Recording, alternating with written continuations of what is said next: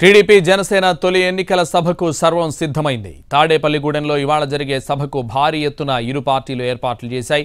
పవన్ కళ్యాణ్తో పాటు మరో 500 మంది నాయకులు వేదికను పంచుకోబోతున్నారు. అన్ని నియోజకవర్గాల నుంచి దాదాపు 6 లక్షల మంది జనం ఈ సభకు హాజరవుతారని అంచనా.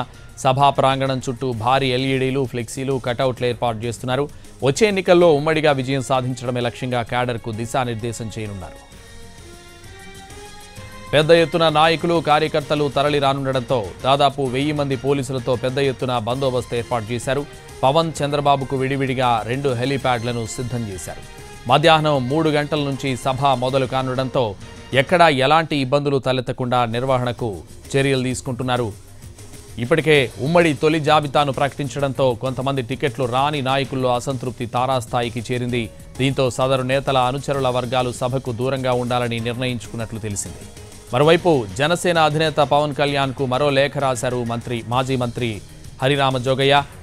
టీడీపీ జనసేన ఉమ్మడిగా నిర్వహించే తాడేపల్లిగూడెం సభలో బడుగు బలహీన వర్గాల భవిష్యత్ ఏంటో తేలాల్సిందేనన్నారు.